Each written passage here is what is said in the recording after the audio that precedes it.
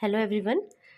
अब हम देखेंगे थ्योरम 3 जो कि बोलती है prove that root two is an irrational number. ठीक है, तो हमें प्रूव करना है कि रूट टू एक इरेशनल नंबर है। ठीक है, तो अब आपको पता होना चाहिए इरेशनल नंबर वो होते हैं जिनका root of non perfect squares होंगे वो क्या होंगे, इरेशनल नंबर्स होंगे। ठीक है, एग्जाम्पल मैंने आपको बताया था इरेशनल नंबर में, जैसे कि नॉन परफेक्ट स्क्वायर √5 ले लीजिए तो ये क्या है, आपका इरेशनल है। √3 ले लीजिए, ये आपका क्या है, इरेशनल है। अगर मैं √4 ले लूँ तो √4 क्या इरेशनल है, नहीं है, क्योंकि √4 का हमें जो है मिल जाता है 2।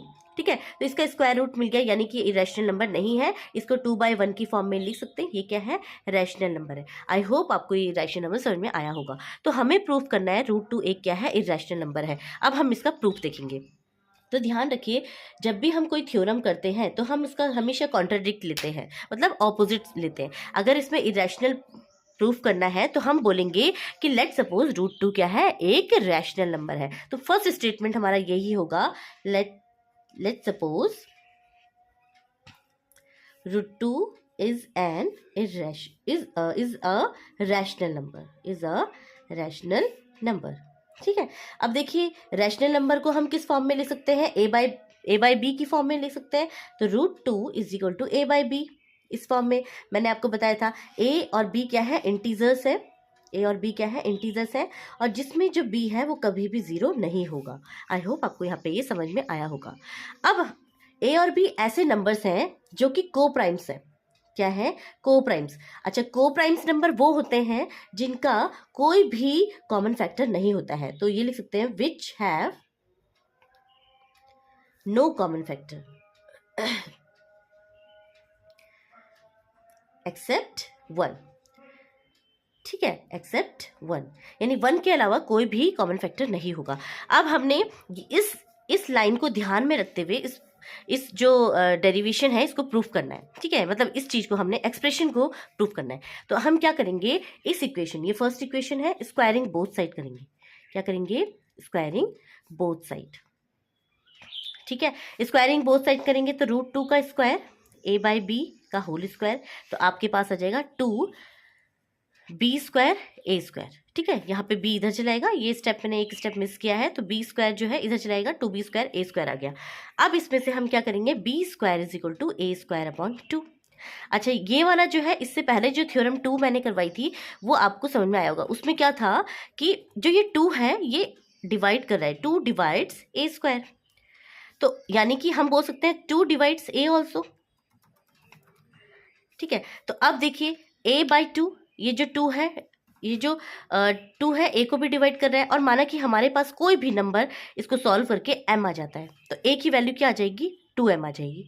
ठीक है, जैसे कि 4/2 है तो 2×2=4, और ये जो 2 है वो ही m है। ठीक है, तो ये मैंने आपको समझा दिया यहाँ पे। तो a की वैल्यू क्या आ गई, 2m आ गई। अब ये a की वैल्यू यहाँ पे हम पुट करेंगे, तो यहाँ पे पुट करते हैं तो देखिए क्या आती है, b² a² मतलब 2×2=4, 4m² ठीक है, अब यहाँ पे आ जाएगा 2, ये 2 से 2 कैंसिल कर दीजिए, तो b² is equal to 2m²। अब देखिए m² is equal to b²/2। अब ध्यान दीजिए, ये भी सेम इससे पहले वाली थ्योरम बन गई। इससे पहले वाली थ्योरम में हमने पढ़ा था कि अगर जो 2 है, 2 डिवाइड्स b², तो 2 डिवाइड्स b ऑल्सो, ये हमने अभी प्रूफ किया था। ठीक है, तो 2 डिवाइड्स b। अब एक चीज आप देखिए, ये जो 2 है a को भी डिवाइड कर रहा है, और ये जो 2 है b को भी डिवाइड कर रहा है, लेकिन हमें तो ये पता है ये a और b जो है को प्राइम है, यानी इसमें कोई कॉमन फैक्टर तो हो नहीं सकता। लेकिन इसमें कॉमन फैक्टर क्या है, 2 है, जो कि पॉसिबल ही नहीं है। तो हम क्या लिखेंगे, therefore 2 is a common factor. ठीक है, ये कॉमन फैक्टर है ऑफ a एंड b। ठीक है, a एंड b का कॉमन फैक्टर है। देखो, a का कॉमन फैक्टर एंड b का कॉमन फैक्टर आ गया। अब देखिए ये कॉमन फैक्टर है जो कि पॉसिबल ही नहीं है, which is not possible.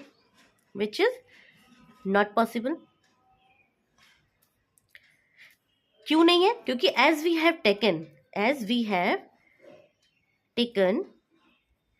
a and b are co-primes, और को प्राइम का मतलब क्या है, कोई भी जो है कॉमन फैक्टर नहीं होना चाहिए एक्सेप्ट 1, ठीक है। तो ये आपने लिख दिया। सो वी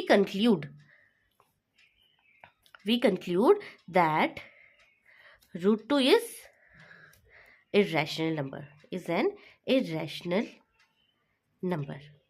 आई होप आपको यहाँ पे ये समझ में आया होगा, ठीक है। ऐसे ही एग्जाम में क्या होता है, prove that root 3 is an irrational number, तो सेम प्रोसीजर से आपने करना है, ठीक है। 5 minus root 3 is an irrational number, तो उसको भी सेम मेथड से करना है, ठीक है। तो ये जो है बहुत इंपॉर्टेंट थ्योरम है, एग्जाम में कभी कभार एज इट इज पूछ लिया जाता है, और कभी कभी क्वेश्चन बेस्ड, जैसे कि रूट 3 को इरेशनल प्रूफ करना है, 5 माइनस रूट 3 को इरेशनल प्रूफ करना है, ऐसे क्वेश्चन आ जाते हैं, ठीक है।